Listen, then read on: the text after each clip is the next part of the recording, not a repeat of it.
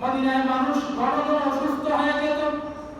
আমার প্যারা নবী রাহমাতুল লিল আলামিন যখন মদিনা মুনাওয়ারায় হিজরত করলেন, ইয়াসরিবে হিজরত করলেন, ইয়াসরিব হয়ে গেল মদিনা মুনাওয়ারা।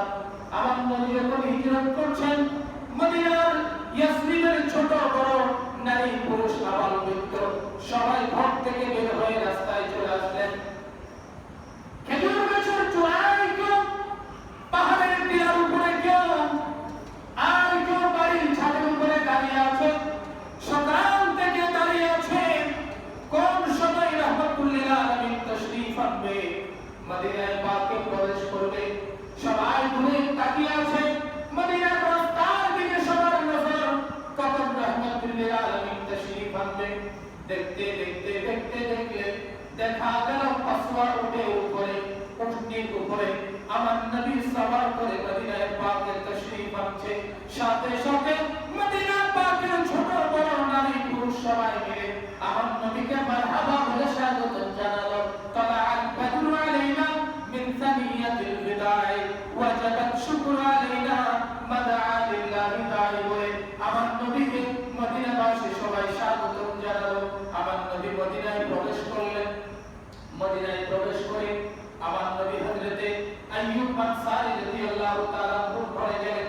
আপনারা জানেন, সেজন্য সংক্ষেপে বলছি। মদিনা পাকে তখন বেশ কিছু ইহুদি ছিল। কি ছিল? ইহুদি ছিল। মদিনার সেই ইহুদিদের সর্দার ছিল আব্দুল্লাহ ইবনে উবাই ইবনে সালুল। আব্দুল্লাহ ইবনে উবাই ইবনে সালুল দীর্ঘদিন যাবত পরিকল্পনা করছে মদিনার শাসন ক্ষমতায় বসার জন্য, মদিনার বাদশা হওয়ার জন্য, ইয়াসরিবের প্রেসিডেন্ট হওয়ার জন্য। কিন্তু যখন রাহমাতুল লিল আলামিন মদিনা পাকে তাশরীফ আনলেন, আব্দুল্লাহ বিন উবাই বিন সালুলের পরিকল্পনা নষ্ট হয়ে গেল। পরিকল্পনা নষ্ট হয়ে গেল। কেন? ইয়াসরিবের মানুষ তো আব্দুল্লাহ বিন উবাইকে আর গণনা করতেছে না। ইয়াসরিবের মানুষ তো হীরা পেয়ে গেছে, হীরার টুকরা পেয়ে গেছে। রাহমাতুল লিল আলামিন থেকে যখন ইয়াসরিবের মানুষজন পেয়েছে, সবাই আমার নবীর পদদেশে ইসলাম কবুল করতেছে। এখন আব্দুল্লাহ বিন উবাই বিন সালুলের পরিকল্পনা নষ্ট হয়ে গেছে। ঠিক না? সে দীর্ঘদিন যাবত চাইতেছে মদিনার বাদশা হবে। কি হবে? মদিনা। আমি আসতেছি কারবালার দিকে, প্রথম থেকে না বললে পুরো জিনিসটা আপনাদের বুঝতে কষ্ট হবে। এখন দীর্ঘদিন যাবত চেষ্টা করে যখন মদিনার মসনদে বসতে পারলো না, নবীর প্রতি বিদ্বেষ শুরু হয়ে গেল। নবীর প্রতি দুশমনি শুরু হয়ে গেল। কেন? কারণ নবীর কারণে মসনদ হারিয়ে ফেলেছে, নবীর কারণে চেয়ার হারিয়ে ফেলেছে।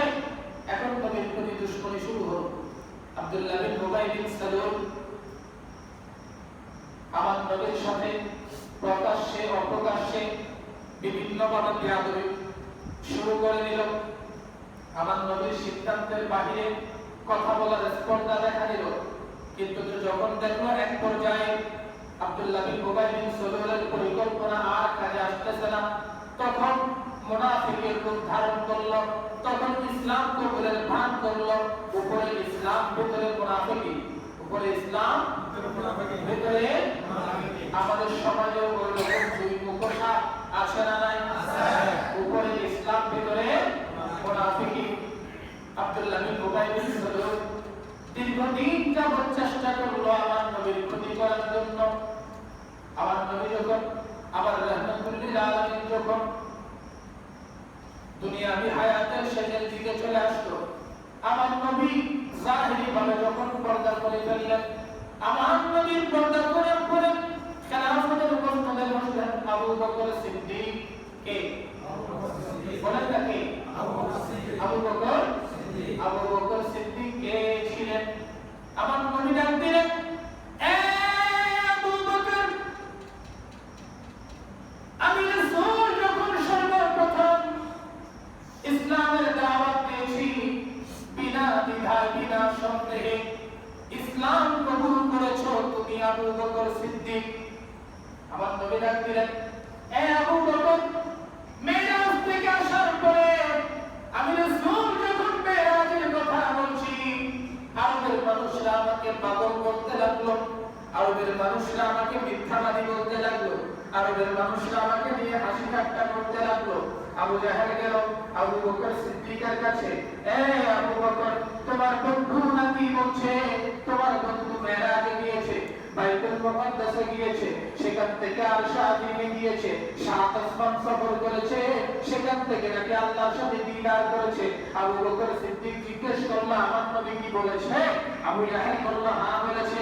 আবু বকর সাথে সাথে জবাব দিল, আবু জাহেল, সারা পৃথিবীর সবাই যদিও বিরোধিতা করে, আর আমার নবীর জবানে পাকে যদি বলে রাতে কিছু অংশ আমার নবী বাইতুল মুকাদ্দাস গিয়েছে, সেখান থেকে আরশে আজিমে গিয়েছে, আমি আবু বকর ঘোষণা দিলাম আমার নবী যা বলেছেন তাই সত্য। আমার নবী যা বলেছেন তা সত্য।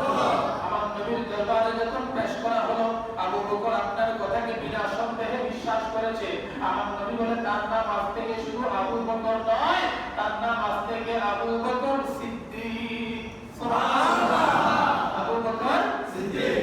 আমার নবী মেরাজে যখন আমার নবী যখন হিজরত করলেন, আবু বকর সিদ্দিকের ঘরের দরজায় গিয়ে ঠুকা দিলেন। সাথে সাথে আবু বকর সিদ্দিক ঘরের দরজা খুলে দিলেন। আমার নবী জিজ্ঞেস করলেন, আবু বকর, এত গভীর রজনীতে না ঘুমিয়ে তুমি কেমনে প্রথমবারে দরজা খুলে দিলেন?